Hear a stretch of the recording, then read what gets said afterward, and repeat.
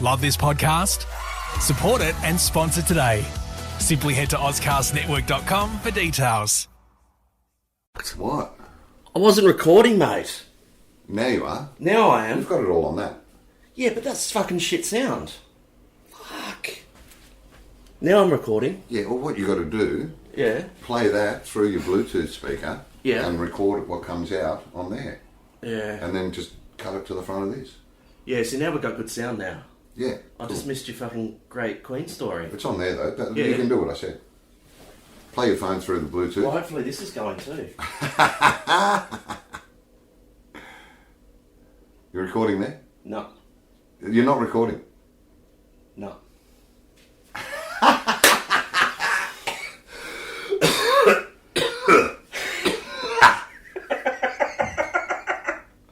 Fuck it hell. Lucky you spotted it then and not an hour and a half later. I know, because I was listening to this story, go, this is gold, I go, and then I just had that feeling, you know, when you feel like you've forgotten something. Mm-hmm. Fuck! I always have backup, like, I always got like 3 fucking backups. Battery's gone on that, so that's fucked. Oh, that's dead now, is it? Yeah, that's dead. Alright, this is a podcast that we're doing a second time, because I'm a complete fuckwit, and I forgot to press the record button. We've got Chris the Bloke Franklin here. G'day, Chris. G'day, guys. How you going? Normally, I like to get the behind the scenes, mate. It was going to be the basic foundation of this podcast, but unfortunately, I fucking fucked that up. It's all good. You're a chill guy. We've got plenty of piss to get through. Yeah. Anyway, let's take this it back. is exactly how I thought the podcast would go. Good. And good. I'm really happy that Yeah. Nice. I started off doing it with a SingStar mic. Like, that was the thing. I recorded on Garage. We don't even need that on. No, that's battery's fucked, mate. Yeah. It's off. You're getting hot. No. Alright, I'll turn it off. You just pull that cord. Yeah, good call. No, up the top there. There you go. Or you can just do that. I don't even need my shades now. No. I don't put the shades on just to cover up the tears. It's true. But let's take it back. I do apologise. You brought out a platinum song, Bloke. Yeah. Yeah, and it was a parody of 20 years ago. Fucking hell, mate. That's weird, isn't it? Yeah. Right about now it was in the charts 20 years ago. Wow. Yeah, the first week of February it hit the charts at number 3. The second week of February it was at number 1. Stayed at number 1 for the next 3 weeks in February. Did you just totally nut off? Like, Yeah. at the moment, it just, like, you just... Going, what the fuck's going on? What the fuck is going on? But like? ironically, everyone in the country knew the song, Yeah. but no one knew my name. It was weird. It wasn't like Chris Franklin singing Bloke. It was just, that Bloke song from that guy. You know? Yeah. It was really weird. There was one time when it was at number 1, Triple M were playing it in Melbourne. I was in a flat and there was a bit of construction happening just across the laneway behind me. Yeah. And the builders there had their radio going and Triple M was playing and Bloke came on. And I thought, this will be funny. I'll go over and go, mate, can you turn that down? I'm trying to sleep or whatever. Yeah. And they'll go, it's him. It's on the radio. Yeah. And I went over and said, guys, can you turn that down? I'm trying to sleep. And they didn't work out it was me. They just went, fuck off, and started shooting their nail guns at me. And I ran like fuck. And that didn't go as planned. No. Fuck off. You just pissed off. Yeah, ran. What a waste. Did you ever manage to track down those guys? No. 'Cause To this day, they don't know they were shooting.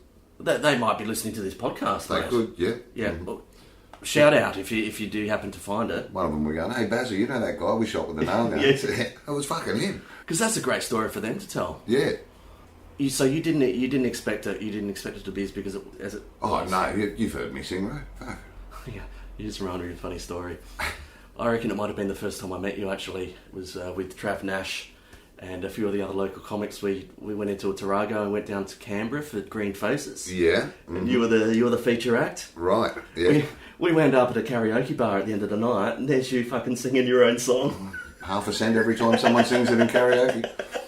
I look for the karaoke bars, mate. I sing it 4 times, there's 2 cents. Really? Yeah. Awesome. And people just don't realise that it's actually... Fuck, he sounds like the guy that did the song. Yeah. Did they request you to sing it? Or you just got up there and nominated yourself? Yeah, I picked it. I respect you even more for that now. I remember once when the song was in the charts, Yeah. and Killing Heidi's album, Reflector, was big then. They were the number 1 album, I was the number 1 single, and we did a lot of stuff together. We toured together and all that sort of thing. Yeah. And we had to go up to Sydney to do a TV show, House of Hits, Molly Meldrum's incarnation of something he was doing on Channel 9 or 7. And Regurgitator, I think, were on the plane as well. And we landed at Sydney, and all the Regurgitator guys didn't know I was... They just thought I was a roadie or someone from Killing Yeah. And they've gone, oh, let's get a photo of all us together. Would you mind taking it? And they've got me to take the photo of all of them. And Jesse Hooper from Killing Heidi's just gone, yeah, cool. And then got the lead singer of them and gone, will you take a photo of us with Chris now? And they've gone, fuck, what? So he knew what was going on and sorted it. Yeah, nice. Oh, the hockey's frozen. So you brought out this song, this parody song. Yeah. It became fucking huge. Were you rich? Did it make you rich? Not really. Not really? I got a cheque written for more money than I'd ever seen in my life for the first... It comes in from when it's released. They crunch payments, do they? Yeah. You get 3 monthly, whatever you've sold in that 3 months while it's going. Right. But the first 3 months don't come till... Like there's the 3 months where it's sold, and then they've got 3 months to pay you. So it's 6 months before you see your first cheque. Yep. But that first cheque was for $35,000, and I'd never seen that much money before in my life. And then the checks kept coming, $17,000. This, I got $1 a CD, and I sold 135,000. So in total, the checks added up to 135 grand. Yeah. I know. And do you think you were equipped or prepared to be able to manage that? No, fuck money? no. It's gone now. You fucked it? You Yeah, pressed it up against the wall? No, I bought a house on... Yeah.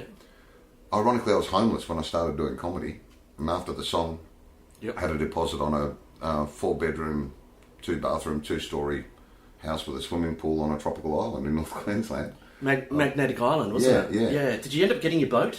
No. No, you didn't get a boat? No. But, I had that house and then split up with the missus there. Yeah. And just wanted out of the relationship to the point where I didn't even contest half the house, just walked away from the whole lot. She took half? She took the whole lot and sold it. Filthy swine. Oh, you get that. Fucking hell, mate. I'm sorry to hear that, you poor bastard. Ah, well, doesn't matter.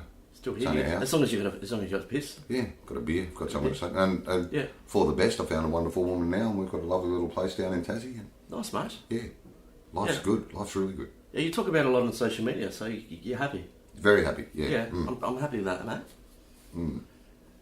Don't fuck it up. I don't reckon I could. You don't? No. Okay, good. No. Yeah, nice. I told you in the car that this relationship's already lasted longer than both my marriages put together. Is that what you tattooed your ring? Michelle's got one of those as well. She likes dragonflies, so that's actually a dragonfly handle on a dagger that goes through the knuckle of the ring finger. Perfect. She's got exactly the same one. Yeah.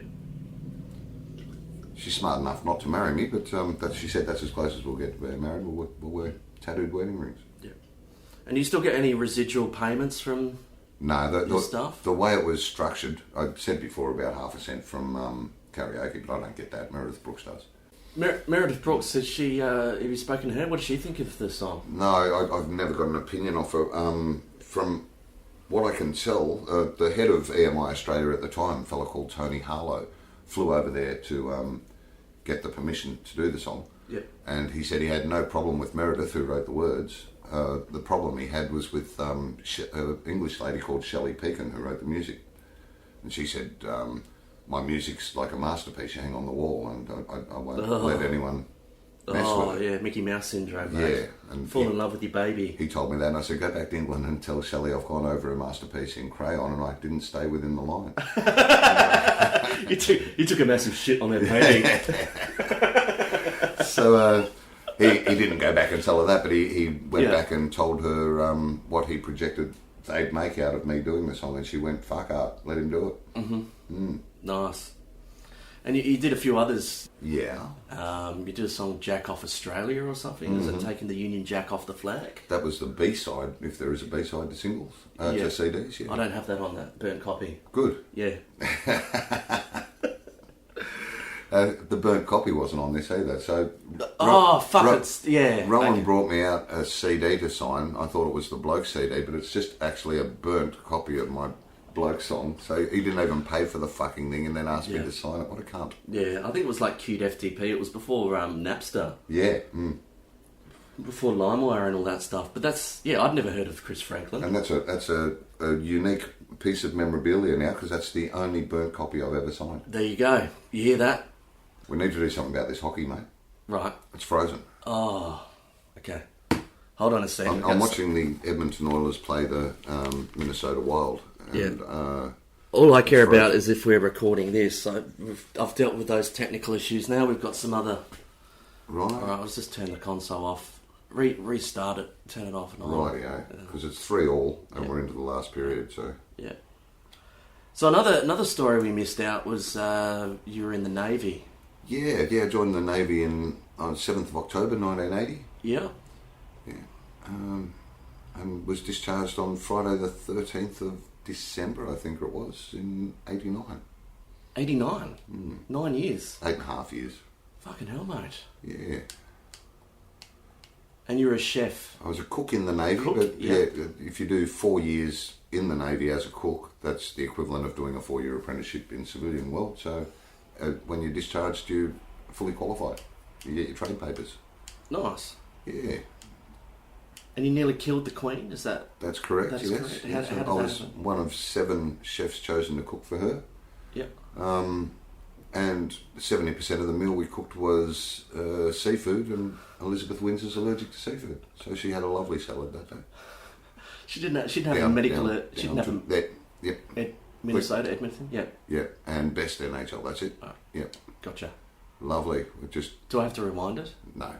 It's live. Live TV. Oh, live TV. On an illegal site. There you go. From Russia, so you're going to get porn ads again. Just give it a minute. That white bit should go black with a... Mate, you got some weird fetishes if you're calling that porn. No, there's other stuff there. Oh, okay. Yeah. Now you click on that. Yeah. It's not always the same ad. That'll go white. It's a game, folks. First sexy clicker game. Yeah. You're trapped on something there. I don't know what's going on. There, stop script. Oh, stop script, yeah, okay. Sorry guys, we're just trying to work out this techo shit. Trying to get websites on an Xbox. Yeah, it's hard. It's like click, click, click, click, Now click. you can close this screen because this is... Oh, that's... See? Oh, there's titties. And what? Yeah. It's weird. Kids can jack off to anything nowadays. Fat Titans. Yeah, fap. They have a fap. I reckon the only people that would get off would be the developers that make that shit. Yeah. It would be like one hand on the cock, other hand on the mouse. How do I get out of this? I don't know. Close. You've closed the wrong one, I think. Oh, God. Stay. No, close. Leave. Start again. You fucked it. Monster Clash. No, get out of that Look, one. now, See, I told you. You put a virus on my fucking Xbox, mate. No, they're just porn cartoons. Oh, my Xbox got fucking coronavirus, mate. Just close that. How? Okay. There. Down the bottom. There. Yeah. And go on... Yeah, go back to the original. On Hockey TV. On hockey.tv. Because I didn't bloody save it, did I? Yeah, it's up there. Oh, there we go. Up Just there. excuse us, ladies and gentlemen. This is the best podcast ever.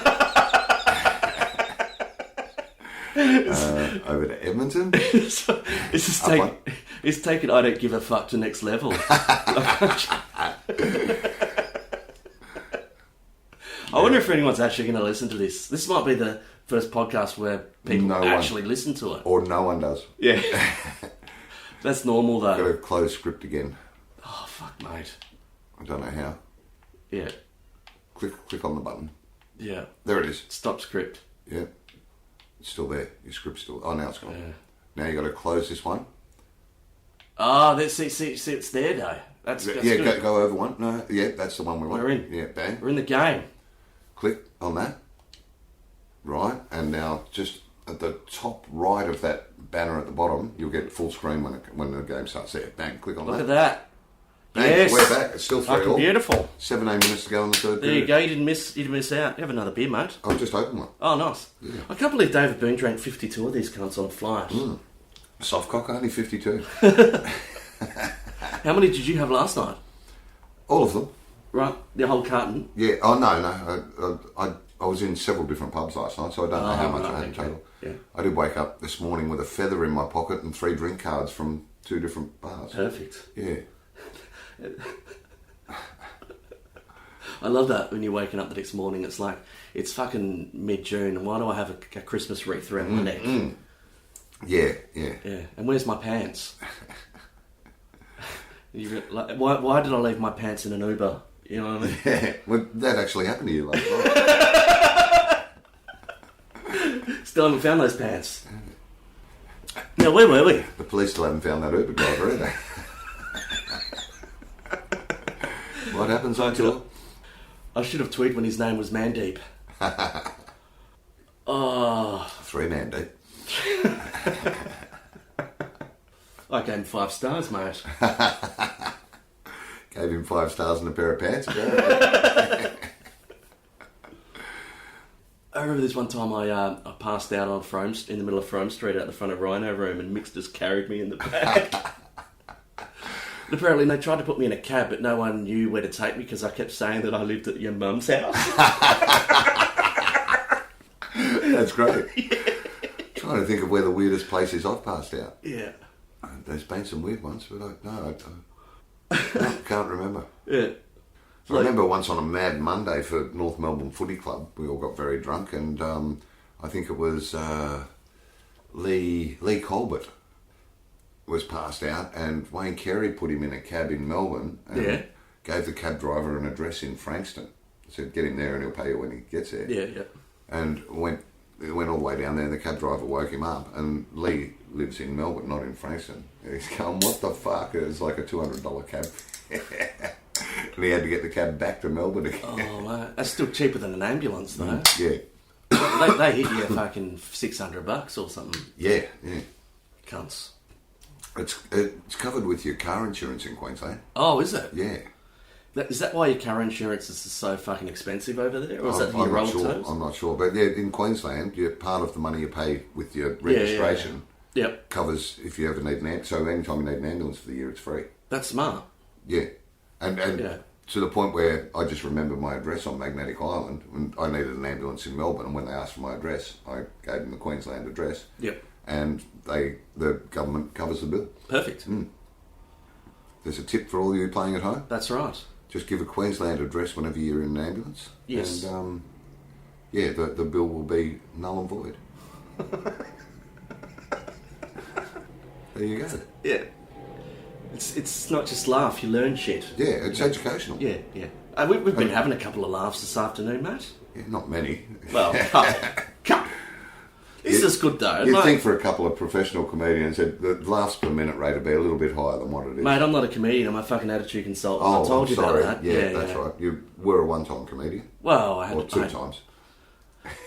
I had 10 minutes of act. It's quite a good act. Yeah, I remember that. I went on Stand Up Australia, did 10 minutes, totally nailed it out of the park. And remember they did that Australia Day special? Yeah. Yeah, with just all day on the Comedy Channel was Stand Up Australia. I do recall in the middle of Burke Street just crying, cuddling a box of KFC. And that's when I said I'm going to quit comedy. Fair enough. I had 10 minutes, but I was a fucking idiot. I should have just gone on and done the same 10 minutes. No one would have given a fuck. No, that's right. But I came and I reckon I stayed with you. That was when you had that place in Magnetic Island. Right. So I stayed on your couch when we were filming it. Yeah, right. Yeah, which is nice. Thanks, man. That's all right. I wish I could return the favour, but, I'm on your couch now, but I that's wouldn't right. want to sleep here. Nah. Nick's son slept on this, and you've jacked off on this couch. I hope that wasn't while Nick's son was sleeping on it. No. You look very Chris Wainhouse in the cover of your cassette there. Thanks, mate. Yeah, he'd hate you for saying that. When you handed it to me, I thought that looks like Chris Wainhouse. He would hate you for saying that. Yeah. Oh, yeah, he's got a million reasons to hate me. not just that one. Oh, really? Doesn't I love him to death, and he loves me as well. But yeah. He's got some great stories, great jokes. He's a great writer. Like he's dark. Oh, yeah. But cleverly dark. And he's a teddy bear, man. He wouldn't hurt a fly unless you threw a punch. Like, he's the kind of guy that... Unless he's had pingers in the valley in Brisbane, then he'll glass you. Well, yeah. Cut that out. Well, I'll cut those whole fucking Wainhouse shit out anyway. Yeah. I don't believe you. I think you're just going to forget and let the whole thing run. Do you reckon? Yeah. I reckon that's better if I do that. Full unedited. That's... you say a comedian's name, and I'll bag them in some way, and we'll just go through a whole list. Okay. All right. Let's do that. I used to have this thing going with some of the guests where if you name dropped, it'd cost you a six-pack. It's weird. I would owe you so many beers. Yeah, because I used to... Hugh Jackman actually said to me that I'm the best name dropper he knows. That's a true story. How ironic's that? Nice. Yeah. Nice. I had this idea of Richard Wilkins being the Kevin Bacon of Australia. So everyone has 2 degrees of separation to Richard Wilkins. Wilkins, right. Yeah. Oh, yeah. Yeah, that's the theory. Except he's not Australian. That. Isn't he? No, he's a Kiwi. Oh, there you go. And he wanted to be a rock singer in the 80s, early 80s. Right. But it wasn't very good, so he just got into... You met him? No. I've seen him once again around that Killing Heidi time. Yeah.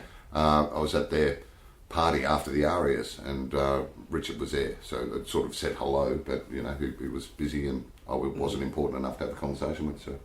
You're almost like the court jester, aren't you? Like... I guess, yeah. Yeah.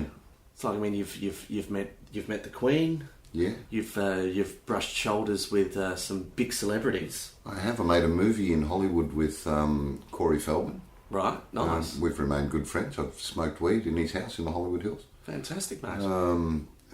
Hugh Jackman, as I said, came backstage to one of my shows, ironically in Kununurra in northwest Western Australia. Yep. With $20 in his hand, wanting to buy a DVD of mine because he loved the Bloke song. There was one time I was sitting in the Virgin Lounge in Brisbane, and I was there with a fellow called Robbie Kearns, who was a rugby league player for Melbourne Storm. He was our captain at one stage, and he was the Australian captain at one stage. Yep. Sitting in the Virgin Lounge, we're going up to Mackay to watch the Storm play.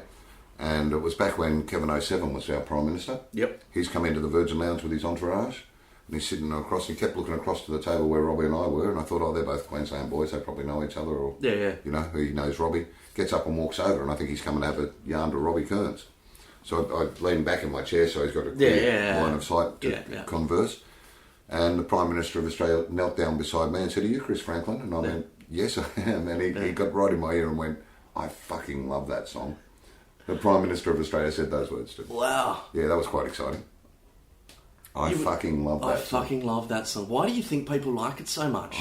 Everyone relates. I think the bloke. It's and most Aussie guys think they are the bloke, or we want to be bogans, don't we? Yeah, and every chick says that I had a boyfriend like that, or that's just that song's about my dad, or you know, yeah. My uncle is the guy in that song, and you know, it's just everyone relates to the to the bloke. You're like the dodgy uncle of Australia. That's weird.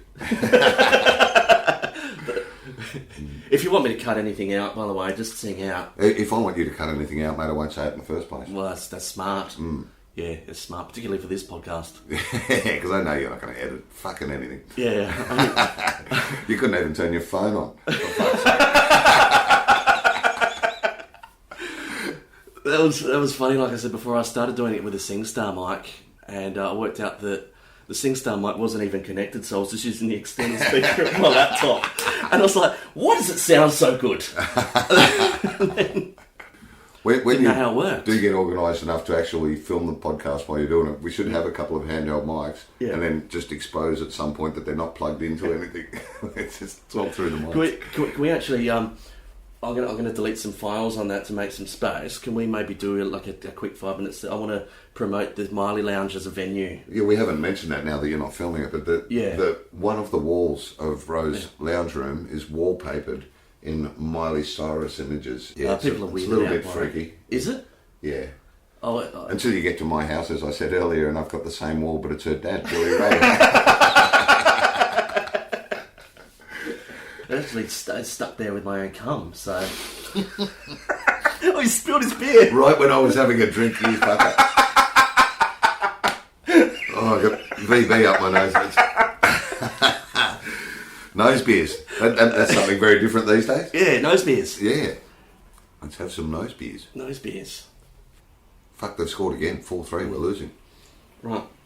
With 6 minutes to go. I'm going to edit the audio as the background. Yeah, right. So I'll do some audio capture. Well, this site, once the game's over, the site you've already got here, you can watch a replay of the game. It's cached, they say. Yeah, cached. Cached. Is that it? Is that how you say it? Cached? Yeah. Oh, right. It's a cachet, not a cache. Oh, that's a good cache. Yeah. See, that's the thing. Like I I appear a fuckwit, but I've only seen it written down, so you've got to... Yeah. You got to let me off on that. Yeah, for sure. It's like with there was another word that everyone there was an internet word, and a lot of people said it. Cookie. Meme and meme and fucking, I call it meme because it's all about fucking me. Yeah, you know, everything's about me. Me. Yeah, me. 9.5 minutes left to get a goal to go into overtime. Who's playing? Minnesota and Minnesota Wild versus my team, the Edmonton Oilers. Your team. Yeah. What, you own a hockey team? No, I barrack for them. Oh, right, okay. Yeah, and I have not missed a game this season. They play 4 games a week. Started in October, and I've watched every single game, 4 games a week from October. And we're on top of our division at the moment, so we should be going to the playoffs. Not very riveting podcast, though. It's pretty ADHD, isn't it? Yeah. Like, we've got a lot of things going on. Yeah, we've just forgotten we were doing a podcast and started watching the hockey. Yeah. I find it kind of weird talking about visual things on an audio podcast. Yeah. You can only imagine. Yeah. You can only imagine how... Well, it's their fault for not watching. Well, that's true. Maybe I do need to do video podcasts. I would ask for people's feedback, but no one gives a fuck. You've got to have listeners to get feedback. That's exactly right. Yeah. That's right. How do you handle no one giving a fuck? Like, because you brought out Bloke and everyone gave a fuck. And then you brought out 3 other kind of singles and then no one gave a fuck. Yeah. How did you handle that? That's fine. You didn't give a fuck? No. You're like, no one else does, so why should I? I think everyone worked out something I've known for a very long time. The fact that I can't actually fucking sing. What do they call that? It's bad recording. Bad recording. Is that what they call it? You don't have to be a killer singer. You just need a fucking great idea. Like this podcast. Yeah. Like, it's not about the tech. It's about the story. If you listen to the Bloke song, which you can find on YouTube, folks, if you want to have a look, yep. You'll notice I don't sing it. I talk it. I sing the chorus a little bit, but I talk all the verses. I reckon that's what worked. That's what made it work. It's like you were just a genuine normal bloke. Like when I illegally downloaded it, like who's this Chris Franklin prick? You know, I didn't know, but it was like everyone told me you've got to listen to this song. And it's quite cool that you illegally downloaded it because that doesn't affect me in any way because that's money she's not getting. Yeah. I thought you'd respect it. I do. Yeah. Fight the authority. That's right. That's Paulie Fennick's motto from Fat Pizza. You're right. Yeah, you tell us about Fat Pizza. Back again after 20 years. That was quite exciting. We did a 4-episode season last year on 7 Mate. Nice. They took a risk and said, yeah, we'll get you back. But why is that a risk? Oh, no, originally, because it had been 20 years since Fat Pizza had been out. Yeah. Yeah, and they said, we'll give you 4 episodes. But ironically, they said 4 one-hour episodes, and the original format was 12 half-hour episodes. Yep. So we equivalent, we had 8 half-hour episodes basically this time, so almost as a normal season. But they were just 4 one-hour episodes. Yep. It ended up being the highest rating show on 7 Mate for the year, and they've just signed us up for a new season, a full season. This year, we're filming in a couple of months. Congrats, man. Good stuff. You looking forward to it? I am. It's quite funny. Paulie's a clever guy. But yeah. The Paulie you see on TV as the little wild smart ass is not the Paul who is Paul Fennick. Like he's a suit and tie briefcase. He writes every episode, he produces every episode, he directs every episode, and he acts in every episode. And he doesn't even put WOG in the title. No, which is weird. Yeah. I think it's because he didn't want Nick Giannopoulos suing him. That was funny, wasn't it? Everyone there was huge outroar online, but it really ruined my parody song called Wogs Are Cunts.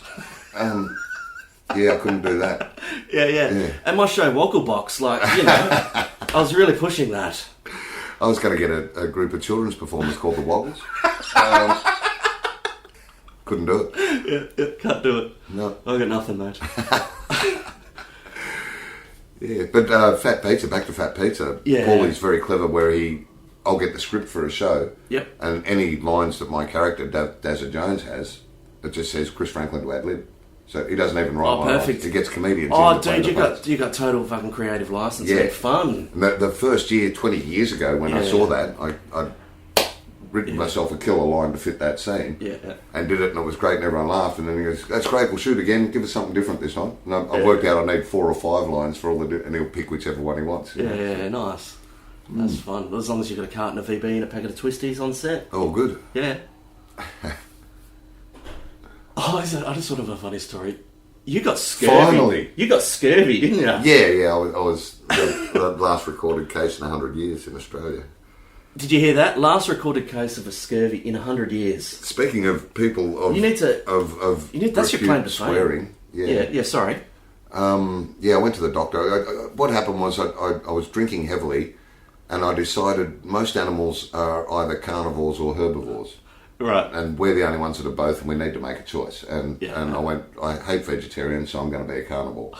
Yeah. But 8 years I only ate meat, no fruit or veggies for 8 years, and it caught up with me.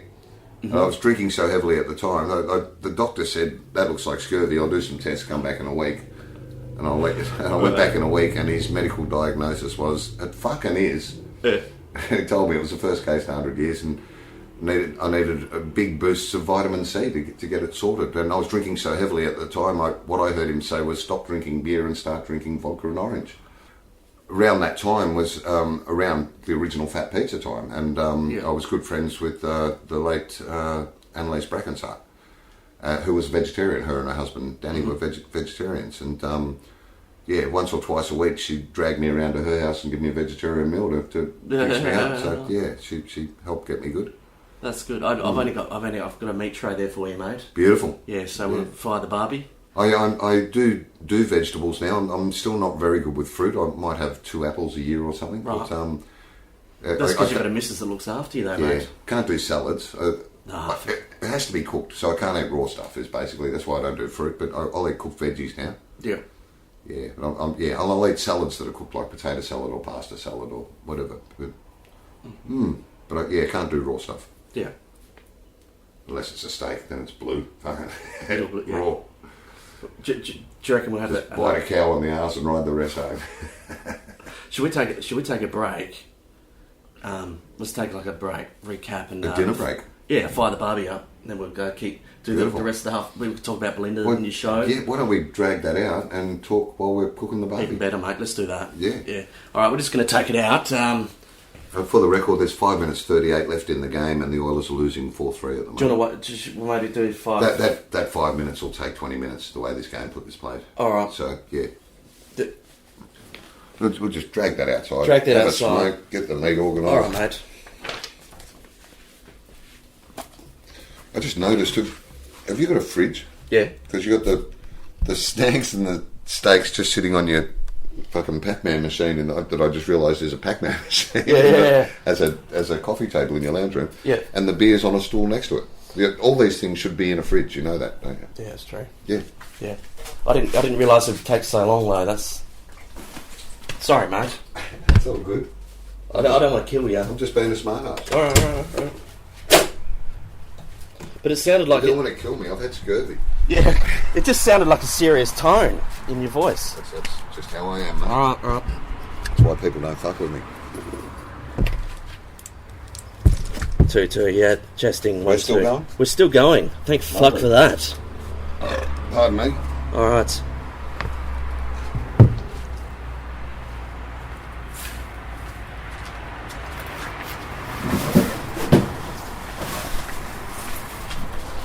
What have we got here?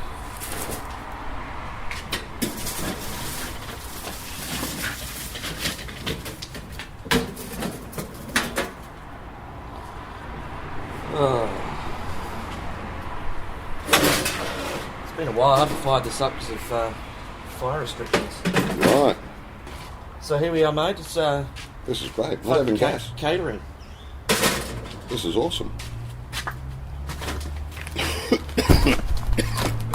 Oh,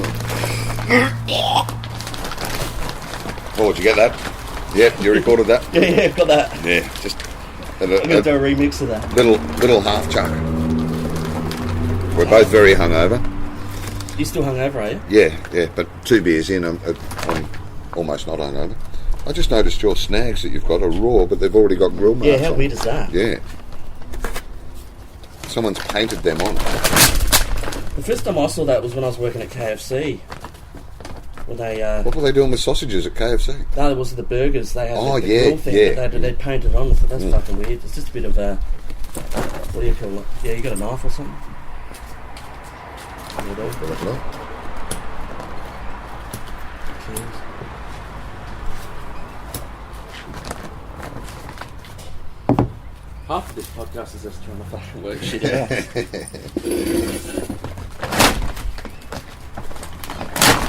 Thanks, mate.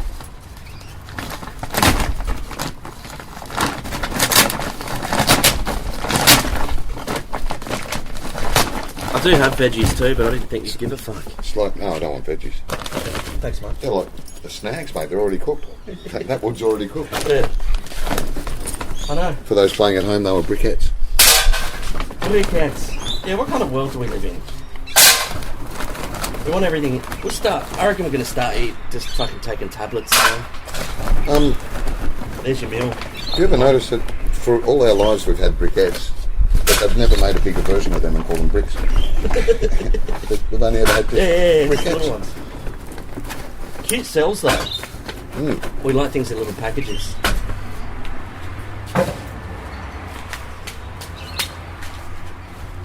That's why Michelle likes my penis. Exactly. It's fun size.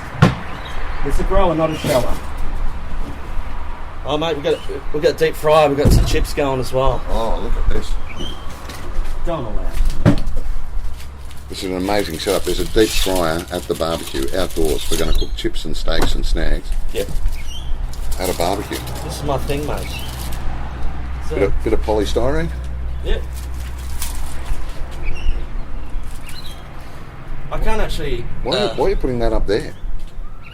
Why not? Well, if you put it in there, Yeah. it'll get them going. Like that. Yeah. Alright. I'll put it underneath though, get the heat under. Yeah, so that goes under there. But why are you putting that on? Oh, like that. Yeah. Now I get it. I'm with you. So I'm not completely mad. There is method I'm to not my sure, madness. I'm not sure. There's method to my You madness. could be completely mad. Well, 2 beers in. Can we call this episode 2 beers in Yeah. with Chris Franklin? 2 beers in with Chris Franklin. Alright. Now the one's on top of the core fire. That's it. We could have even put some of that halfway through the briquettes too. That's thinking. I'll fuck it up. It'll go out eventually. We're going to burn the flats down. Hopefully. We're covered 10 mil by insurance. 2 Beers In is a great name for a podcast. It is, isn't it? Yeah. Yeah. I I was chatting to Hilsey when he came in last year to do one, and he says that once you have 2 beers in, it's when you come up with your best ideas, like your world-changing ideas. oh, look out, that's on fire. Well, shit. You haven't got any oil in it, that's why. Yeah, I didn't realise it was turned on. You just plugged it in, of course it's turned on. Yeah, but I didn't realise that was... Should I pour... It's probably a bad idea to pour oil straight on that. Just let it cool a little bit. Yeah, that's what I thought. Should I pull the plug out, maybe? No, you can't get it more off than off. Well, that's what I thought. I thought it was already off. It is off now. Now it's definitely off. Got quite a fire going over here. It's more like a fire pit than a barbecue. It's going well. That's actually... If I was ever motivated enough to do a podcast on a regular basis, Yeah. which I'm not, I've got an idea and I'd probably do one occasionally and it wouldn't be a weekly thing and I'd let everyone down, so that's why I don't do it. Yeah. But mine was going to be called, I can't believe you just, Fucked it, didn't I? yeah, It's like when you open up a can and it... yeah, the ring pull comes off and nothing else in it. Cheers, bro. That'll do. Yeah, what were you going to call it? So I can steal it? The idea of the podcast is me getting really drunk with a comedian, Yeah. getting them really drunk, Yeah. so it's more like 10 beers in, Yeah. and talking about how to solve the world's problems when you're absolutely shit-faced. Yep. And I was going to call the podcast The Drinking Man's Thinking Man. Nice. You know, if you took that lid completely off, that'd all be in there now. It must be really hard for you to watch. It is. Yeah. It was hurting. It was hurting a lot. Yeah. The lid doesn't come off. I know. Oh, fuck. Yeah. Yeah, squirt it, mate.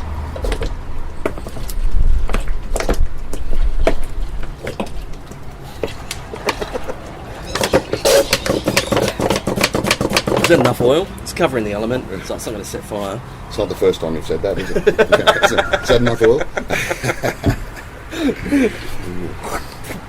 If silence is golden, how come gaffer tape's silver? You'll fucking spit in after that lube comment. My spit? You know, That's hilarious. Our fire's gone out. yeah, I told you. I fuck it up, mate. Well, every time. No, it's working well. It's working? Yeah. Oh. Motherfucker. Oh yeah, that'll help. I've turned it on, but haven't plugged it in. Yeah. I'll throw the lid on. Let it get warm. That's it. Just keep an eye on it though. So it will ignite if it gets too hot. I have left it on before. Right. Yeah, it's bad idea. When I was in the Navy, it didn't happen on the ship I was on, but another ship, a sister ship. So HMAS Brisbane, I was on HMAS Perth. They're both destroyer escorts. They're both exactly the same ship. Yep. They'd cooked the evening meal the night before, which involved the deep fryers. Yep. And then they'd got up to do breakfast. When they'd finished that night, cleaned the whole galley out, they just turned the main power off. So it turned all the power off to the galley. Yep. Didn't realise they hadn't turned the deep fryers off at the deep fryer. Next morning, they turned the main power on to come and do breakfast. They're not using the deep fryer, so no one's near them at breakfast. And they've just gone off and set fire to the ship. Yeah. Wow. There's a huge fire on HMAS. That fire started again. How'd that happen? I don't know. It's going again. Well, do you give it a... Oh, it must have... I didn't touch it. You didn't touch it? Must have been the secondary fire lighter. That's right. It's a good ashtray. So why? Tell everyone why you're in Adelaide. What brings you to Adelaide? I'm doing 3 shows only. Tonight's the 3rd of 3 shows where I'm doing an interview show. I'm chatting to prominent South Australians. Yep. And yeah, just because I'm too lazy to write a whole hour of comedy, I just sit there and let them listen. Yeah, I ask about 5 questions and away they go. A bit like this podcast. They're all like rock stars or comedians themselves, the 3 guests, so Yeah. they've got big egos and they love to talk. Alright, well here's your name dropping opportunity. Who have you got? The first night was Dave Gleeson, the lead singer of the Screaming Jets and the Angels. Yep. Last night was Lima, comedian. Yep. And tonight I've got to actually give him a call. Rock and Rob Riley, the guitarist from Rose Tattoo, Oh, nice. lives here in Adelaide. Yeah, I'll give him a call now. I will. Yeah. I will. Just having a break anyway. ROCK, Rock and Rob. There we go. You've got him down as Rock and Rob. What's his name? The Beast. I'll put him on speaker. Well, why not? You might want to get his consent though, mate. He doesn't know you're recording his conversation. He don't give a fuck. Oh, Jesus. Oh, Jesus, what have you done? You buddy beat me to the punch. I was just about ready to ring you. There you go. Is it still on? Yes, mate. It's been going well. I've had 2 great nights and I'm looking forward to having you. Oh, shit. I hope this is going to go okay for you. Oh, it'll be fine, mate. You've just got to be you and tell stories. I told you it'll be no different to me and you having a beer in your shed out the back and just having a yarn. Okay. It's daunting, I've got to tell you, but I'm just about ready to start having a shower and a shave and get ready to come in. So, where is this joint, mate? I'll send you a text with the address. It's in Perry Street, right near Hyde Street, on the corner of Hyde and Perry Street. Okay. You can send us the address so I can map it up and I'll just go For sure. straight. And don't feel like you have to dress up too much, mate. We're doing it in what is normally a storeroom at the Rhino Room. It's just a small place. There's a spider just shit itself. We just lit the barbie and a giant huntsman's come running out of it. Yeah, so it only holds 35 people, and I'm wearing a pair of jeans with the knee ripped out of them, so I'm not that dressed up. All right, so I'll just wear what I normally wear. Yeah. T-shirt, Be you, mate. Be you. Cool bananas. And Easy done. there's as many green cans as you want, and we'll just have a chat. Figured sweet as, mate. I better not get too loose on the cans, otherwise I might start getting all fucking politically incorrect again. So Yeah, that's all right. The front page of the Advertiser had me and Limo on it today, saying Chris Franklin and Limo admit to taking drugs. So that's what we were talking about last night, taking acid and all sorts. okay, cool. Okay. Yeah, so you know, there's going to be 10 people there at the most, and they're none of them are going to record it. So Okay. yeah, Okay. yeah. So it's just having a chat, mate. It'll be fine. All right. No worries. Yeah. What time do you want me there? 5 o'clock kind of thing. 5 would be perfect, mate. That's about when I'm going to get there. The show starts at 6. All right. Is there any particular?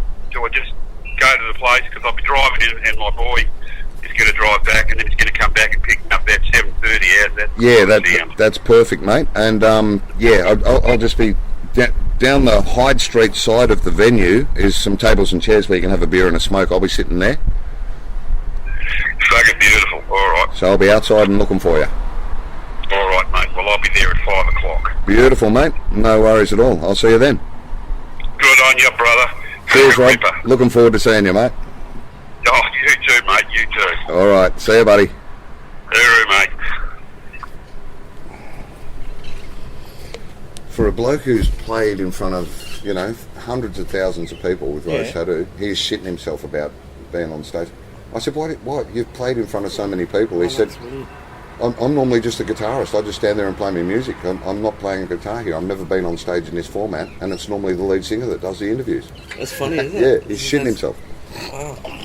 Nice of him to do it, though. Yeah. Oh, he's an old mate, but Yeah. I'd try, if he wasn't my guest at this show, I would have got out to, he's had cancer and he doesn't leave his home much. Yeah. And so I'll always go out and visit him out there, and we'll sit in the shed for a day and drink piss. And Nice, man. That's good. Yeah. I mean, it's just like this. Like, it's for us, it's a good opportunity just to fucking hang out. And like always, in a festival situation, Yeah. everyone you know is in the one place, and you think, I'm going to catch up with everyone, and I'm here for 3 days, and you don't get time to do it. So you asking me to do this was a great opportunity to catch up with you. You know? So, And without sounding like a prick, I wouldn't have thought to get in contact with you while I was here if this wasn't happening. You know what I mean? Yeah. Because there's so much going on. You know? Yeah. I'm just really happy that you asked me to do this podcast. Just want to point out, he asked me to do this. I didn't ask him. I think Rowan might be 3 beers in now. Oh fuck! Who's winning the hockey? Yeah. All right. You check that one. The game has ended. Sorry, mate. That means there was no overtime. That means they beat us 4-3 by the look of it. I can do this and find out. We can rewind it. We could, or I could just do that. They beat us 5-3. You know why it went from 4-3 to 5-3? What normally happens in hockey in the last 2 minutes of the game, if you're behind by a goal, you'll get rid of your goalkeeper and get an extra player on the ice. So you've got an empty net, is what they call it. There's no goalkeeper guarding the goals, but you've got 6 players against 5 on the ice to try and get that extra goal. Nice. But 9 times out of 10, it means the other team will just hit one up the ice and there's no goal, and it'll just slide slowly in and they'll get a goal at the end. Yeah. So there you go. Good times. So doing a show, and you're also doing another show about Belinda. I am. Schmitz. Yeah, it's a show for Belinda. For those who don't know Belinda, she was a lovely lady. Had spina bifida in a wheelchair, and a friend to any comedian that's ever been to Adelaide would have met Belinda. She waits at the airport to greet you, and she finds out when you're leaving and says goodbye to you at the airport as well. She'll come to any show she can that she can get her chair into. And she was just a great person, and sadly passed away through difficulties associated with spina bifida. And Craig Egan and the crew at Adelaide Comedy, who are celebrating 20 years of Adelaide Comedy this year, wanted to remember Belinda. So on Sunday we're doing a show at the Marion Hotel called A Show for Belinda. Every comedian that has crossed paths with her is going to be on. I'm hosting the show, but it's just going to be a lineup of who's who in the comedy world wants to pay their respects.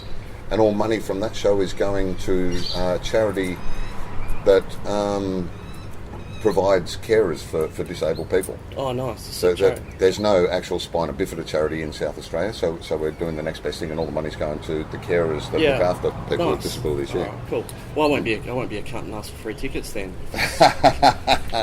I'm hosting it, and I've got to pay to get in. So. Yeah, nice. No, that sounds great. Me and Nick will come down. Yeah, lovely. Yeah. We probably should put that under the grill plate.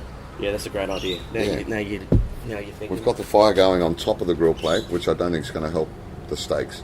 No. So yeah, I think. And I probably should have taken this off first. But now that I touched it. Won't be that hot. You got hospitality hands, mate. You go. It's cold as fuck. Oh. It's cold. I'll take the next one off too. Don't worry, just going to take that one. Ooh. So that looks hotter than what I did.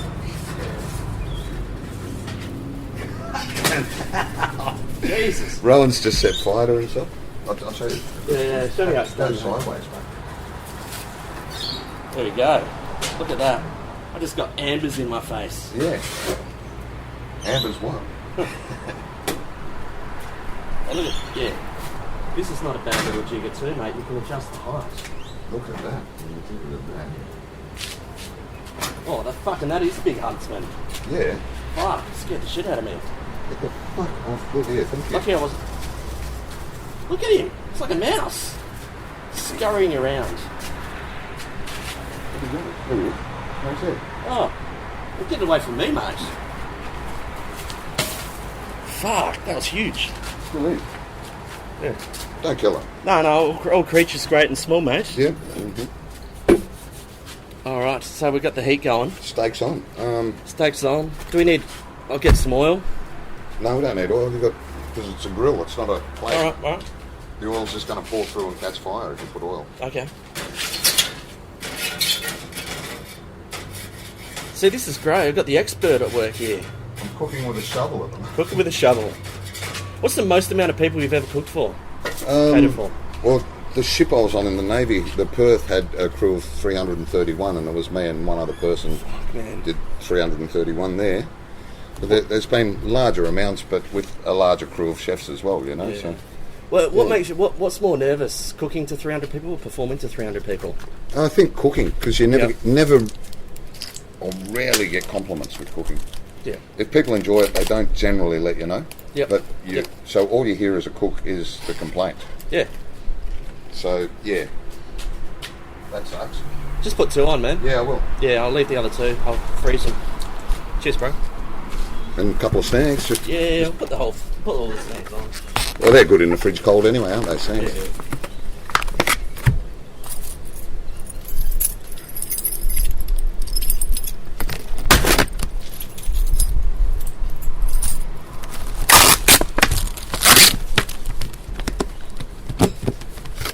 I end up reusing them. I'll probably just put a bit of tomato sauce and make a bit of rice and shit. Get another meal out of them. Right. What you could do is just chop them into little pieces and make a curry and have curried snacks. Curry's even better. Yeah. Put them in a slow cooker, mate. Curry powder, Yeah. flour, butter, milk. There's your curry. Maybe chop up some carrots or whatever, onions, put it in as well. Yeah, a bit of frozen veg. Yeah, that's fine. Yeah. And then All just right. cut them into cut them the lines are there, cut where the lines are. Dice them. Yeah, nice. Yeah, and then just, once they're cooked, drop them in the curry. There you go. Stick them in some frozen containers. They're going to fucking mill. Beautiful. Done. How's the time? We got 2 hours before I've got to be at the Rhino. Alright, sweet. Would you have tongs? Yeah, I do. It'll just save me using my fingers on the barbie. And you would too. Yeah.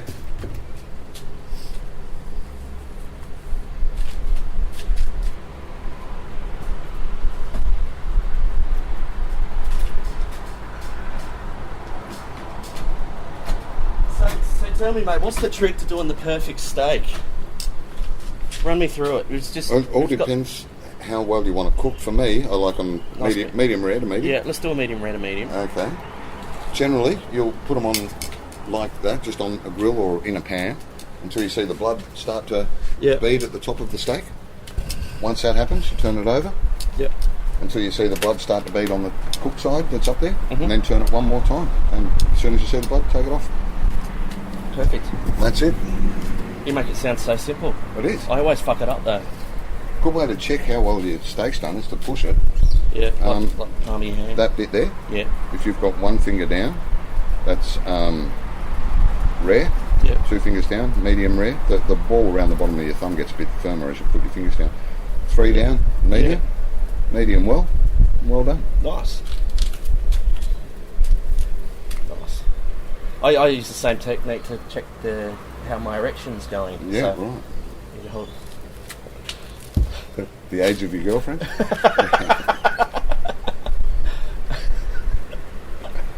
Count the rings. I love it. When you go to the pharmacist and all that, and your kid used to be all nervous about buying condoms and stuff like that, and you get nice coffee just to kind of a little distraction. Now I don't give a fuck. The next level, I go up, I put lube on the counter, go, excuse me, is this any good for women over 40? I had to purchase tampons and take them up and go, I hope these are the right ones. I mean, it's hard to tell because I haven't even met the woman there for yet.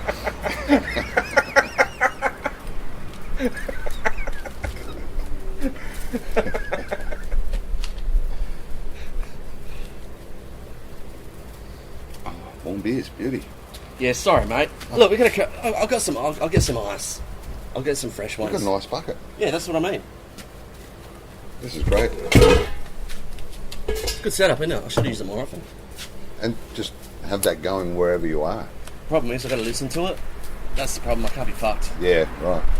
And when life's so fucked up, sometimes I don't want to relive the experience over and over again. Yeah, right. Once is enough. I can understand you not wanting to relive this experience. Yeah, no. It's going to be a nightmare editing. Oh, yeah. Which is why I'm not going to. Yeah, I knew you were never going to. Yeah.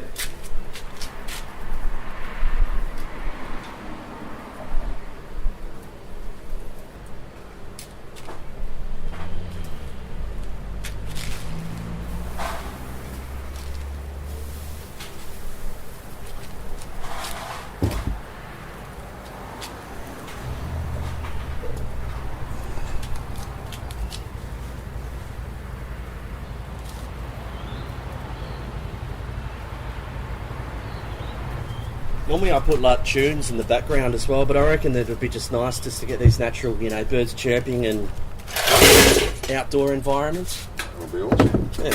Try something.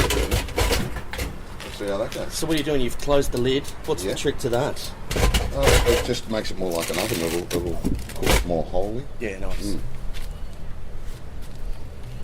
Get the temperature up. When it was open, all the bees were in the middle, so it was going to be hot in that middle bit and not hot around the sides, but it'll distribute the heat evenly through the whole lot. And I put the snags up a level. Put them on the top. Oh, yeah. The three of them fell off. Sorry. So I'll put them back up. So when did you first meet Belinda? You became mates after you did your Bloke song? Right back when Adelaide comedy was at PJ's. Yeah. Right back in those days. She came to pretty well every show I've done in South Australia. And she's met me at the airport every time, seen me off. Yeah. She knew when I was flying out. Every year, I used to come and do a week of Adelaide comedy for my birthday week. All right. So every year she'd turn up with a birthday present for me. I've got a coffee mug at home that she gave me. I've got a man cave sign that she gave me. All these little things. Yeah, nice.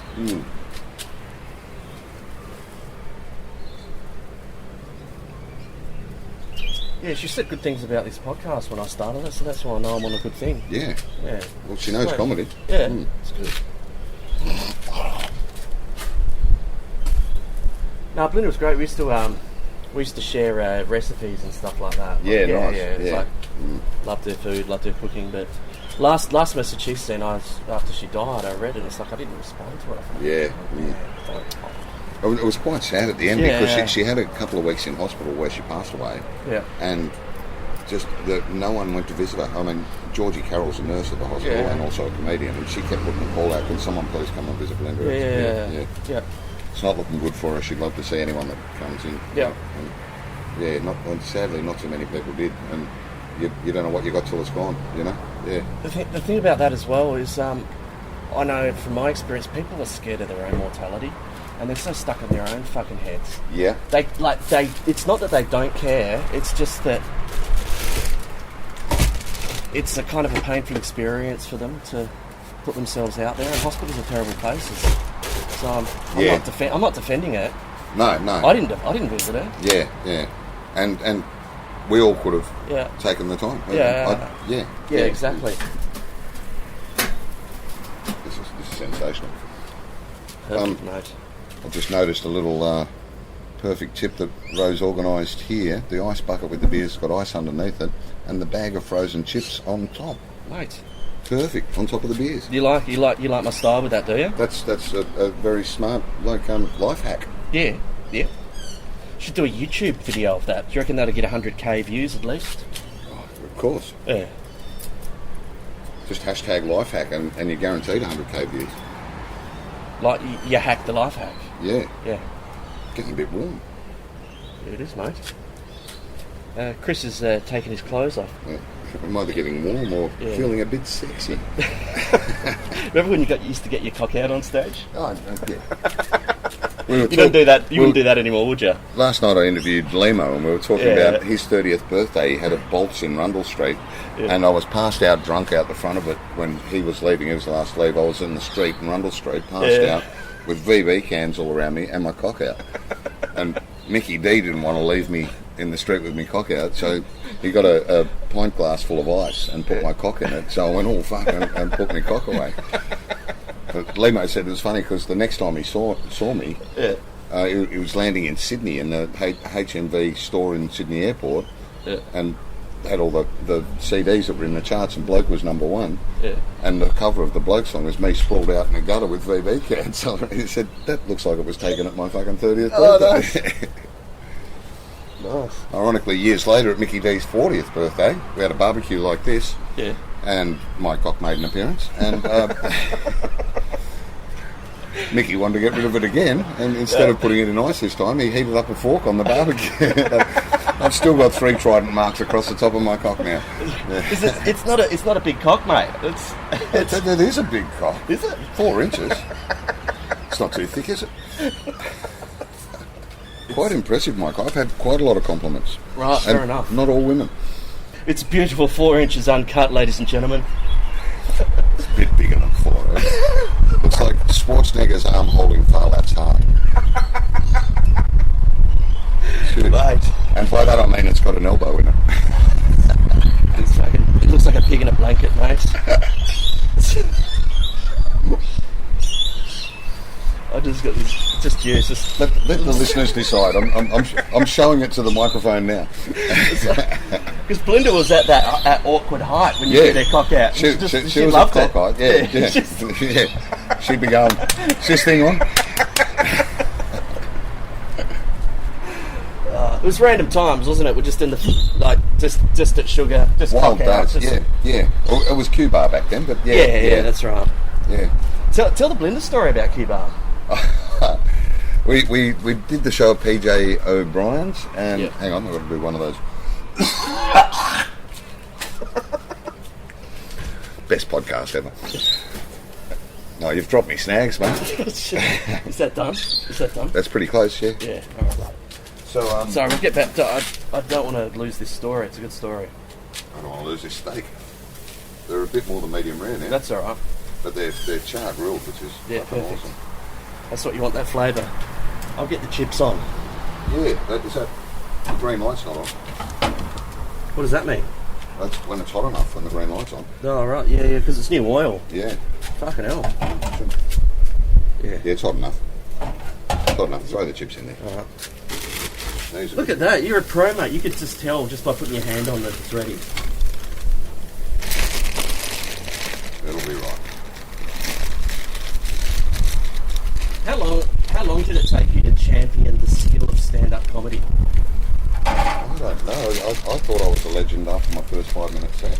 And my first 5-minute set was 17 minutes of old Col Elliott jokes. Do you reckon that's the key? Is just to be delusional enough to think that you're amazing, and then that's how you do it? Well, it works for some people and doesn't work for some people. Like, I've seen guys that think they're gods that are just shit. But then with Dave Hughes is a perfect example. He was an open mic comic for 4 years and just terrible. No one thought he'd get anywhere, and then one day something clicked for him after 4 years of just doing 3 5-minute spots. Yeah, because his earlier stuff was being on the dole, wasn't it? Yeah, living in a shared house with a lot of other open mic comics. Yeah, which now is every fucking open mic comic. Yeah, that chip's annoying, man. Yeah. So I guess getting the oil. Maybe the key is just to stand out, to be different. Yeah, I think honesty in stand-up, Yeah? as in tell about your life, tell what's happened. Yeah. True story. The audience can pick whether it's a true story or you're just making up shit for the sake of. That's a good point. Yeah. You just We can sniff bullshit a mile away, can't we? yeah. But Yeah. they just put a comical spin on an actual life event. Good advice. Well, quite a few life advices you've given out, apart from telling a Queensland address if you get picked up in an ambulance. That's a great idea. Yeah. That's mine. That's yours. Sorry, I just mate. did exactly the same thing. We are definitely 2 beers in. Yeah. Because Ro just picked mine up and I just picked his up. Yeah. And mine's got a fucking stubby holder on it to differentiate. So You didn't spit in this, did you? no, I didn't. All I did was pick it up and put it down again. Okay, good. And shit in it. You took a shit in. We got to work out where to end this podcast. What about here? The food's almost ready. Yeah. A lot of the time I'd actually end the podcast by saying, all right, let's start the podcast, then I'd press play. But that actually fucking happened this time. Yeah. That nearly happened. Perfect. Lucky I just had this sixth sense. Imagine if we got Yeah. to this stage and you realised we weren't recording. That would be fucked. Yeah. Yeah. Although it's 3 p.m. on a Saturday, and I don't have to be away till 5, so we still would have had time to do it again. Yeah, that's true. But you put that in another spin on it, like some of the best conversations and the best experiences we have nowadays are off record. Yeah. Like everyone wants to fucking broadcast everything. We Instagram our food and shit. Yeah. Should we Instagram this? I think so. Definitely. That's ready to eat now, by the way. All right, well, the longer those what's- steaks get there, the more they're going to cook. Well, it's fresh for the. I'll just take it on my phone. I'll tag you in this. Are you on Instagram? No. Thank fuck for that because you're not following me. I'm on Yeah. Twitter and Facebook, but Right. I leave Instagram to my kids. They've got to have some form of social media where Dad's not keeping an eye on them. Good on you. Yeah. Good on you. And That's, they can get me on the other 2 forms if they want me. yeah, that's good. Yeah. Thanks, Mark. Perfect. Barbecue on a podcast. Barbecue on a podcast. That's what you should do each time. Just have someone around for a barbie, record it out. Yeah. I've done it with Fabian. I've done it with yourself, and I've done it with a random Someone off the street. someone off the street that just wanted to buy a spanner, and I cooked him a meal and gave him some beers. That's my favourite podcast. Did you sell him a spanner though? He brought it back. Right. It was because I remember when he left. It's like, oh, motherfucker. Because I had the beer and I had the music cranking and it was that, and it's like I didn't offer him a beer. How fucking un-Australian is that? And like, thank fuck he came back. Like he came back and he just sat there and we shared some drinks. He told me he opened up about the times he's been homeless and. Right. We never talked about my time being homeless. Let's do that. Sure. It's just the plate for the meat. Yeah, well, it's It is now. It is now. I haven't used it. I didn't know that about you, mate. You did briefly mention it just before you were. I was homeless when I won Raw Comedy. Wow. Won a trip to Edinburgh. It's quite surreal. So how did you reach the point of becoming homeless? You've got government support in Australia. Just derelict and drunk. And Didn't give a fuck. I end up in an alcohol rehabilitation. And whilst I was in there, I lost the house I was paying for. It just went downhill and was an absolute mess. And ended up homeless. And bumped into Tommy Johnson in a bar. And he looked after you. No, I'd known him from. Chris Bennett was with him, and Yeah. I'd recognised Chris Bennett from being on Hey Hey It's Saturday. Yeah. Didn't know who Pommy was from a bar of soap. Thought he was just another guy hanging on to this famous guy. Pommy was the celebrity, So, He was doing Hey Saturday stuff and all that, wasn't he? yeah. And they convinced me to give stand-up a go after that first night. Yeah. And the rest, as they say, is history. Went from being homeless to buying a 2-story, 4-bedroom house on a tropical island. That's a crazy change, man. I want to talk more about that change and then having to adjust and then like the ups and downs. Because when I first met you, I'll get some plates. No, don't eat it. Don't eat them. It's barbecue. Sit. I'll get some bread rolls. I'll get some bread rolls out, mate. The butter. Must be good shakes. I'm going to hold that thought. But when I first met you, it was like you'd been to the top of the mountain and you were just fucking hit rock bottom again. when I first met you? Yep. Yeah.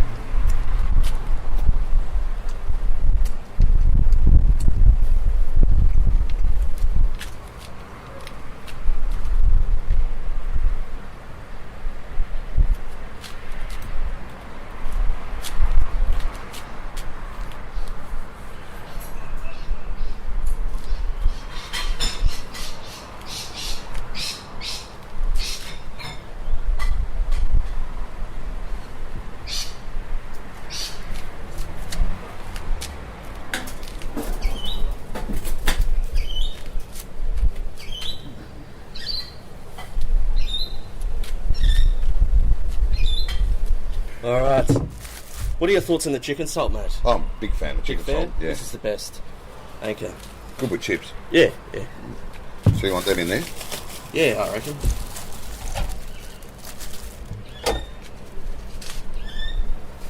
Look at you go. Bang. Yeah, this is the thing, isn't it? I cook a barbie and we make a podcast. Yeah, This is like a dinner party discussion we're having now. it is. It is. It's Yeah. quite classy. Put up a chair. Can I just point out that it's a barbecue with no tomato sauce? Do you want tomato? I'll get you tomato It's a sauce. barbecue. Good point, mate. Good point.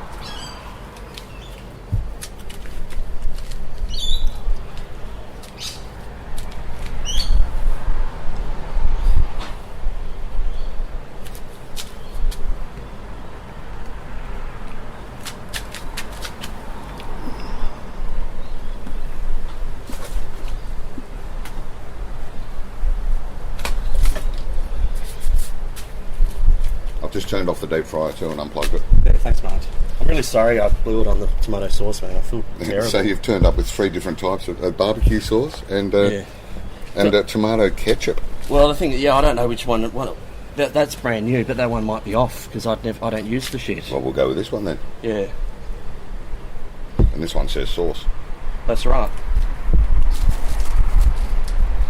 And we're away. Yeah, see, that ran out fucking 2 months ago. That ran out. Yeah. That's not a problem though. Like tomato sauce just turns into tastes like vinegar, doesn't it? Yeah. Yeah. Shit. Get your fucking gob around that, mate. I will indeed. Best podcast ever. Can I call? Maybe I should call it best podcast ever. Do you like the other one? I like 2 beers in. All right. But we're more than 2 beers in now, so it's not. Yeah, but I still reckon it's a good name for a podcast, 2 beers in. Yeah. It really has nothing to do with how many beers we've had. All right. See, I'm taking it literally, aren't I? Yeah. Yeah. There you go, get into that. Thanks, mate. We'll throw a bit of this on that. So what was I saying before? Like, the highs and lows. When I first met you, you were completely fucking reckless, mate. You admitted to me that you used to like to go out and gamble on your life. Yeah, pretty much. Yeah. Yeah. Like, what was the buzz on that? Like, just go out and fucking put your house on the table. Yeah, but What? there was times when it actually paid off. Yeah, and it was the thrill of that. That happening once or twice is enough to, if you've got that gambling addiction, is enough to Yeah. get you to chase that feeling again. Yeah. So is the trick to not succeed? It's like not being successful. Yeah, don't have a big win, then Don't. you'll give up after a little while, I guess. Yeah, so the trick is to give up. That's good. Can you chuck me a steak, thanks, mate? Sorry a bit. Just cut me. Thanks, mate. Look at that. Do you want a gravy? No. The tomato sauce, mate. Oh, right. Yeah, because I can do a gravy. Chips and gravy, yeah. I came up with this idea for a TV show. This is going to be trouble, isn't it? Yeah, yeah. Instead, it kind of like Bum Wars, is where you get homeless people to beat the fuck out of it. It's funeral wars. So just Get all dead people to beat the fuck out of each other. No. So the dead person orchestrates it, but before they die, they record all of their deepest, darkest secrets, and you play it at the funeral just to provoke a response. Oh, and you just record the response of just people in the house just crying and beating the fuck out of each other. I wonder at my funeral if all my relatives are taser and last man standing gets everything that I've left. That's the inheritance. Old school style. Perfect. I have a problem. Just tasers, so no one's going to die. Yeah. In saying this as well, I have a problem with people that put too much time and effort in planning their own funerals. Because chances are no one's going to be there anyway. Yeah. And no one's going to and people are going to forget in a couple of months. I hope there's a national holiday when I'm there. Are you going to get a big fuck off statue? No. With your face Well, on I it? mean, that came out wrong. Yeah. I think I'm going to die on Australia Day. That's what. Oh, right. I'm with you. Yeah. Why do you think that? I don't know. I'm just saying words because we're recording. Yeah. Do you like the hands-free experience though? Because it's more when you do have a mic and you're more aware of it. How are we going to have a beer and a snag and a steak with a microphone in our hand? Exactly. You want another beer? I'm still good. About halfway. All right. This bottom of the fridge, by the way. Lovely. Yeah.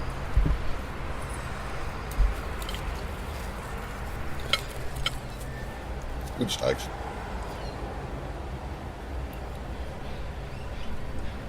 I don't There's know how a bit to. of irony or self-reflection. Yes.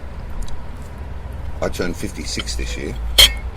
My father was 57 when he died. I'm a year younger, and he fought leukemia for 4 years, so at 56 he was in the middle of this battle. Okay. That's something I think about often, that next year I'm going to be the same age as my father when he passed away. So you think about mortality a little bit. Yeah. I was in my 20s when he died. It's time. It just flies, doesn't it?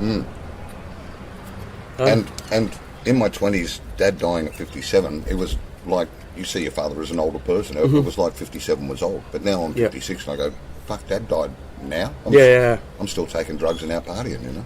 Do you still look in the mirror and still see that 20-year-old? Yeah. Time just flies. Yeah. It's like a roll of toilet paper, mate. What does that mean? You know, fucking box of chocolates, cunt. Like a toilet. Life is like a roll of toilet paper. Full of shit? Well, the further you get to the end of it, the faster it goes. Do you know what I mean? Like, and you always look at the roll, and you don't see a half-empty roll of toilet paper when you're wiping your ass. You just see toilet paper. Yeah. That's kind of where I'm getting at. Yeah, right. Yeah. I thought you meant life is like a roll of toilet paper because you don't ever see arseholes and cunts.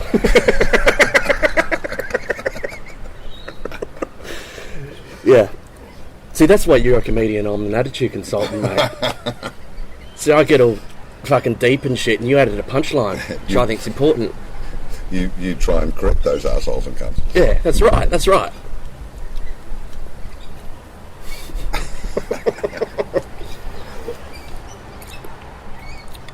I actually only realised in my 20s that women wiped their lady bits with toilet paper. I didn't realise that. It's funny how you said lady bits and I said cunts.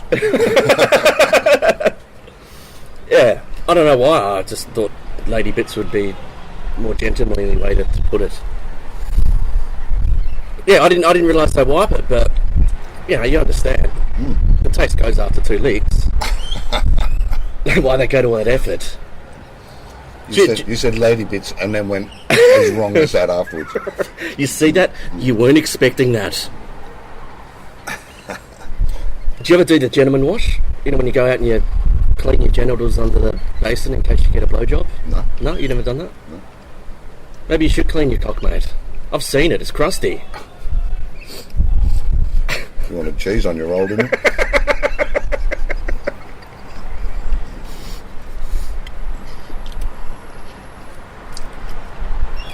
If I washed it, it wouldn't be 4 inches. It'd only be 2.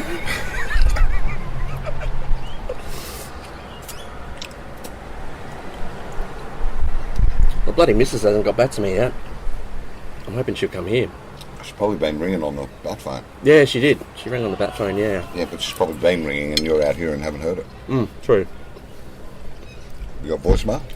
No, it's old school. I know, I saw that. Just to point out, I've got an old radio phone in there that's still connected, and my girlfriend's the only one that has the number. Which is... It's the old dial phone, it's fantastic. Which is really weird for us, like our emergency number's 000. back in the day when everyone only had those dial phones. Yeah. That was the longest numbers. Yeah. Make it 111 for fuck's sake.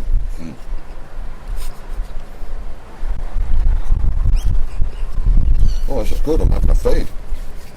My pleasure, man. The least I could do. I had a pie on Thursday, and this is the second feed I've had in Adelaide. Really? How do you get through without eating? Iced coffee in the morning, beer of the night. Dude. Take those fucking... No, I'm full. I don't eat. My stomach's shrunk because I don't eat much. Alright. You've got Miley on your t-shirt. Yeah, man. It's a bit obsessive, really, isn't it? It is. As long as you acknowledge it, you're not weird. Yeah. Yeah, that's true. I applied for the hard quiz with Tom Gleeson, with Miley Cyrus being my expert topic. Fantastic. Yeah. I bumped into him the other day at the Gardens. Did you bring it up? Yeah, I did. His casting producer contacted me and I never got back. Oh, you never got back? Sorry? You never got back? No, I got back, yeah. I failed the test, though. Oh. Because I asked you some Miley questions. And there was no Miley questions. It was all just general knowledge, because there's a lot of general knowledge in it. And Nikki is looking over my shoulder, and I'm going, no, don't correct me, or because I want it to be authentic. Yeah. Because if I get on, I'm going to suck. And she looked at me, and I'm like, that went pretty well, didn't it? And she just silence. So, yeah, I fucked it. But I thought that would be nice because it would have brought it to the next level, like people there. So you could probably get on, what's the name of that show? Andrew fucking... Channel 7? Denton? No. The quiz host. Andrew O'Keefe. He's got 4 contestants and the Chase. Oh, yeah. Yeah, there's some dumb fucks on there. Yeah. They didn't pass any tests to get on there. Yeah. You'll get on that. I'm not saying you're a dumb fuck. The key to the chase is to not be too greedy, is to take the low offers, because the moment you must work on some algorithm, and no one wants to appear to be greedy, because the moment you do that, you're a target, and no one wants to be that poor loser that's going to take the fucking low ball offer. Interestingly, they have the English version on at about 4 in the afternoon. Yeah. And then the Australian version on at 5 or whatever. Yeah. In the English version, a lot of people take that low offer. I'll do that. Even if it's like minus $500, so they're taking that to take $500 off. Yeah. But you look like a cunt though, because you're on a panel with a doctor and all that, and you're like, oh, you're just a fucking passenger, mate. But the moment you do that, the moment you take the low ball offer, the questions are significantly easier as well. I've noticed, because I watched a lot of fucking junk television when I was in rehab. I was in a hospital bed for a year. And that's the only shit that I could watch. It's all well thought out. Like there's situations where they would have questions that they've asked all their chasers. Yeah. And would keep in stock the ones that none of the chasers got right. Yeah. And then, they can decide whether they're going to give you a question to get you through, or give you a question that they know even the chaser won't get right. And if you fluke it, you fluke it. If you don't, it's more than likely than not you're not going to get it. Yeah, that's it. There's an element of hustle that's going with it, isn't it? It's engineered. Oh, definitely. Yeah. And like all those quiz shows, you only win the prize if that episode goes to air. So you can win it on the day, win big bucks, and if they don't decide not to air your episode, you don't win. Yeah. That's fucked. That's how it works. So they would have so many of people winning and so many of people not winning. Has anyone sued? Then they'll just... No. They'll just put them in, so every so often you're watching an episode where they win the money, every so often you're watching one where they don't. I need to take a dump. Can I use your toilet? Of course you can, mate. So I don't want to shit in your beer again. Should I take the Zoom in there and record? Go on. Do it. I got to hold the floor, mate. This is fucked. I can just imagine him doing that like at a live scenario where he's doing stand-up. Where it would be like, hey, Rowan, I'm just going to take a shit. Do you mind taking the mic for me? It kind of feels a bit like that. Maybe that's the key. Maybe the key is to throw yourself in the deep end.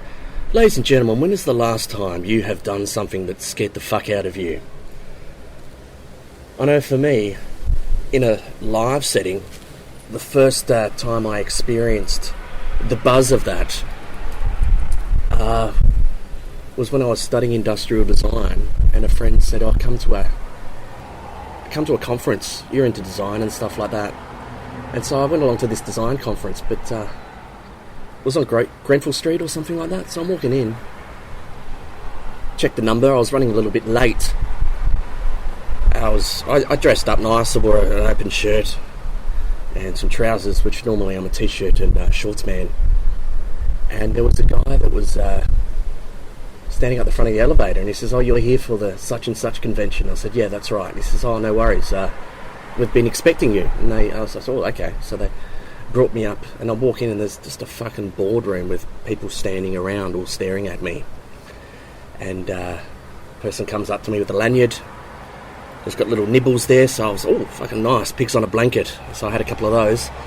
And they said, "Ladies and gentlemen, we've got a very special guest here. He's a head engineer of SA Water. He'd have a discussion." And they were all just staring at me, and I was in charge of the PowerPoint presentation. When I look back at that, I see that was quite an opportunity to have a lot of fun.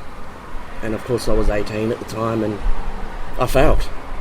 I failed miserably. I ummed and I ahed, and I went bright red. I think I actually did piss myself physically. I did. Actual urine came out in my pants. And then I just chatted up one of the ladies across the table. I said, "Well, it's been an absolute pleasure," and I turned away and I walked out.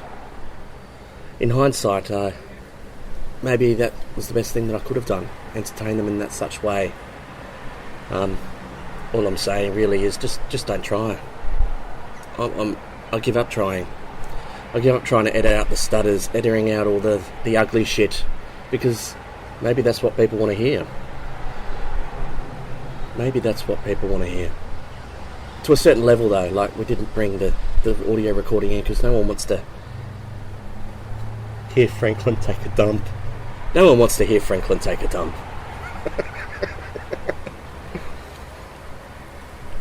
I'll edit it in.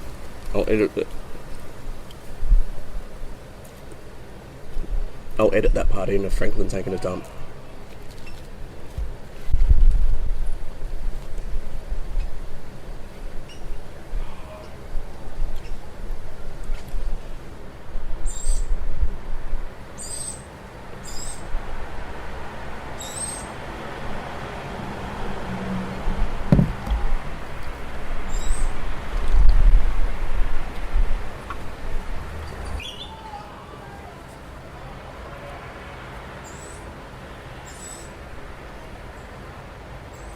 Man, that's a long shit.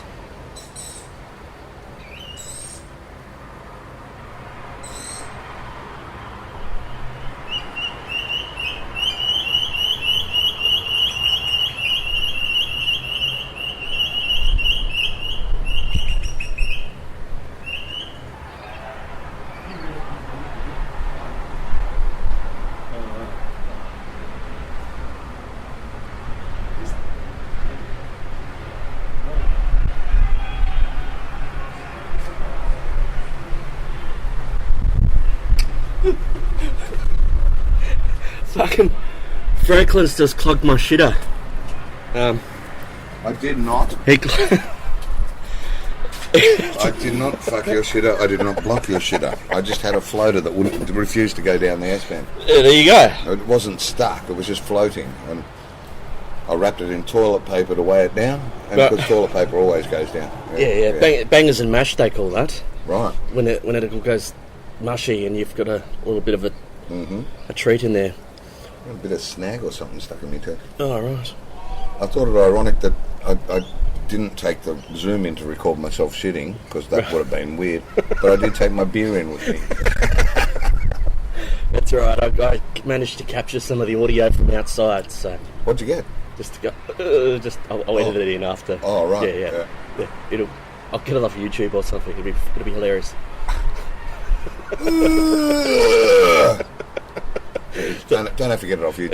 It's just me trying to hold the floor. Like, I was just imagining if you're doing a stand-up set and you're like, "Oh no, I've just got to take a shit here, Ron. Can you take care of it for me?" That's what it felt like. Did I get it? Yeah.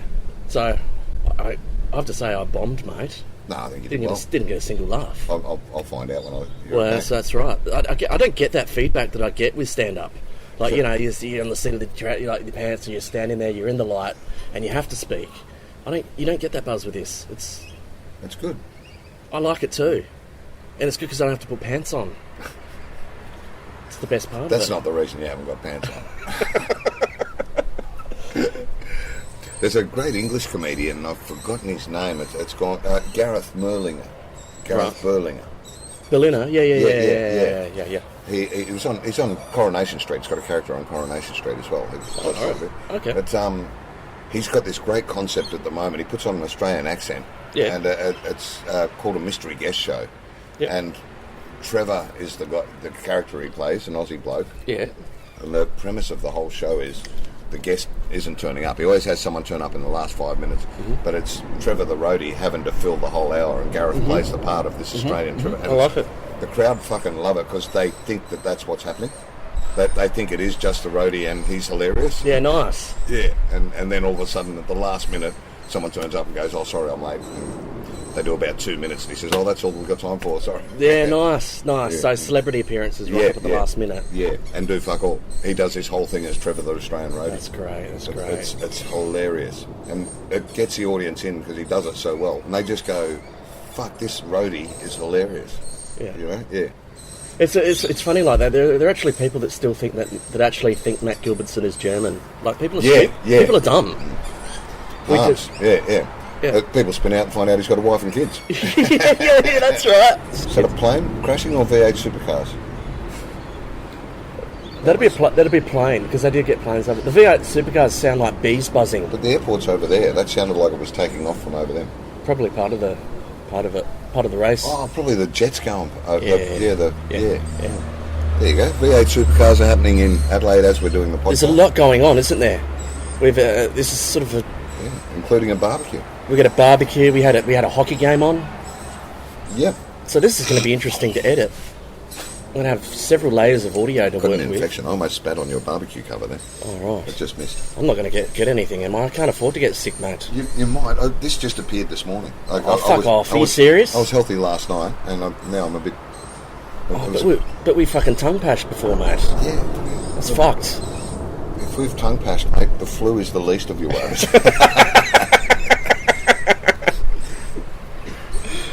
So you've got the mullet back. You cut off the mullet at some stage. 2 Octobers ago, so quite a while now. Yeah. Shaved the head completely, and my wonderful fan base through social media raised $10,000 for the event that went to cancer research. Oh, fantastic. And it's taken now probably, what's that, 12, 13, 14, 15, 16, 17 months to get it back to this stage now. And it's over the collar, mullet shaped. Yeah. Was it like Samson? Did it take your strength? Did it take your identity away? A lot of people said that, and I actually just wrote some jokes about getting rid of the mullet, and that sort of saved me. Yeah. There's a bit of snag that's caught in the back of a tooth, the old cigarette packet toothpick. Yeah, I haven't got any toothpicks, sorry, mate. You got a knife? That'll do it. Not performing surgery, I'm just getting a bit of meat out from this. No. And you Never bring a knife to a toothpick fight. That's true. It's good advice. Full of advice. Is it true that you didn't get let into the Alma because of your mullet? They got like a no mullet policy or something? There it is, look. Oh, fantastic. We've got it, people. Yeah, so I used to... Hang on, wait for the plane to go. Yeah. Fucking Air Force. Yeah. How lucky are they in Iraq? They get this every day. Fireworks and everything. Yeah. So, I normally come to Adelaide for my birthday week in September. And this particular year, Craig Egan, once again, who runs Adelaide Comedy, said, "Come, we'll go out for your birthday. We'll go down the Elmer for a Sunday session, have a lunch." Yep. We get to the door, and there's a bouncer at the door. He says, "Sorry, can't let you in because of your haircut." And I think he's being a smart ass. He's recognised me and going, "This will be funny." Yeah. So I gone, "Yeah, good one, mate," and went to walk past, and he's actually physically manhandled me and dragged me out. He said, "You've got an unruly haircut, and we have a policy, and you're not allowed in there." I had the shits by this stage, and I said, "Well, mate, what tell you what, I'll go 10 metres up the road there to that barber shop, I'll get my hair cut, and I'll come back a completely different person with a completely different attitude. Yeah. And I'll be wonderful. Yeah. What do you think, you fucking idiot? I'm going to be pissed off because I cut my mullet off. Yeah. I'll be in a worse mood. Anyway, the story got leaked to the Advertiser. Yep. And Mark Rasciuto was working on Triple M at the time. It still is, Ruined Hits. He owns the Elmer. Oh, fuck's sake. Should we take this inside, mate? No, All right. for the ambience. Okay, yeah. It's like we're recording our podcast on the set of Top Gun. What do you think, Goose? So, yeah, he's on the radio, and he said, "Fuck off, Blake."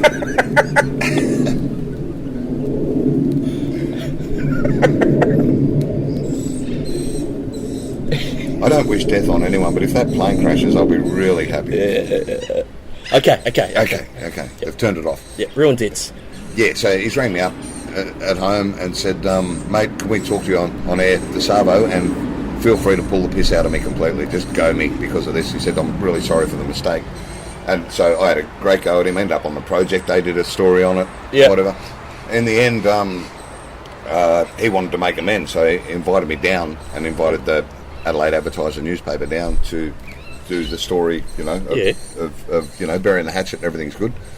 And so I saw this as a loophole and put on my social media, anyone with a mullet or a mullet wig, we've got this window of opportunity. I'll meet you at the Elmer at this time.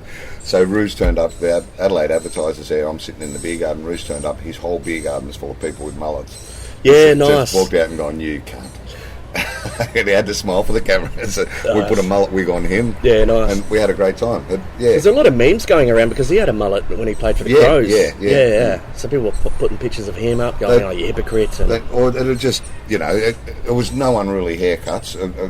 But the next festival, Adelaide Festival, the next year. So that was September. The following March.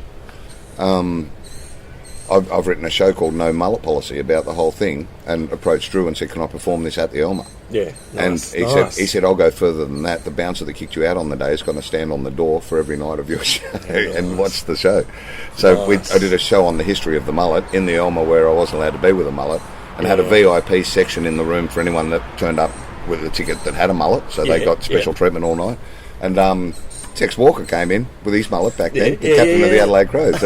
So we got photos that the Advertiser was there again, and so it all worked out well for Rue and his pub. Because Tex is one of the owners of the pub as well. Oh, is he? Yeah, he bought it.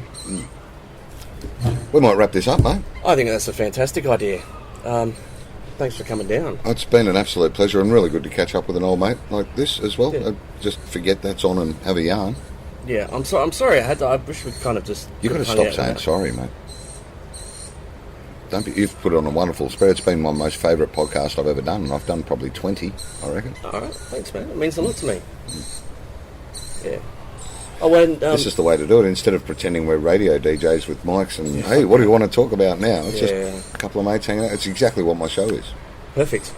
Yeah. We have plugged the show, but unfortunately, by the time I edit this, it'll be over. That doesn't matter. Yeah. So... The amount of listeners you've got, no one's going to turn up anyway. So well, that's true. I mean, it's like my dad and my girlfriend listen to this. Yeah. Well, that has been the very first episode of 2 Beers In. 2 Beers In. Cheers.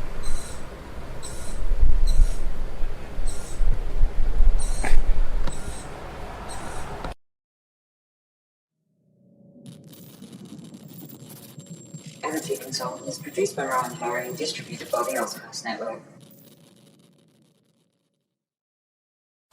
Love this podcast? Support it and sponsor today. Simply head to ozcastnetwork.com for details.